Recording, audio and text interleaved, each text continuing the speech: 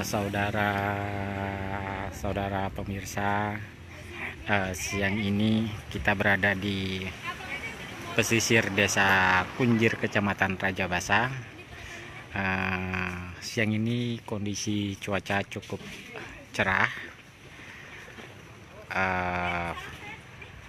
terpantau aktivitas anak gunung Krakatau yang berada di Selat Sunda dari kawasan pesisir Desa Kunjir ini terlihat tenang.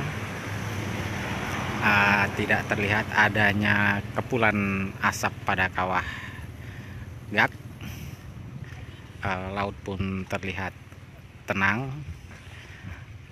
Dalam 3 hari terakhir, aktivitas anak gunung Krakatau yang berada di Selat Sunda ini, berdasarkan data pos pantau Gak di Desa Hargo Pancuran, terus menunjukkan penurunan aktivitas vulkaniknya. Sudah sejak 3 hari terakhir, aktivitas Gak terpantau tenang. Warga-warga pengungsi dari Pulau Sebesi pun kini sudah kembali ke pulau untuk memulai aktivitas mereka kembali seperti semula.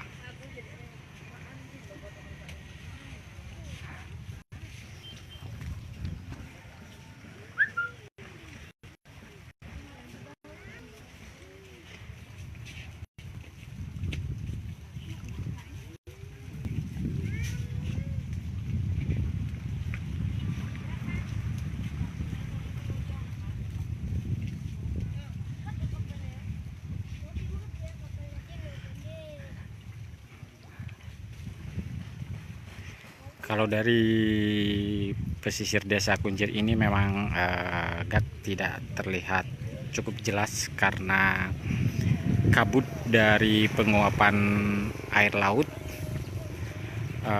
cukup tinggi, mengingat matahari bersinar cukup terik pada siang hari ini.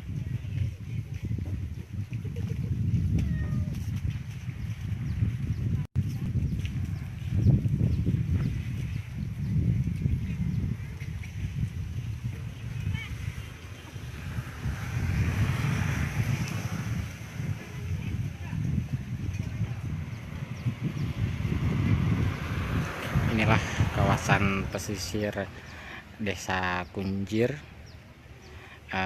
Desa Kunjir di Kecamatan Rajabasa ini menjadi salah satu desa yang terdampak cukup parah pada bencana tsunami Selat Sunda 22 Desember 2018 lalu.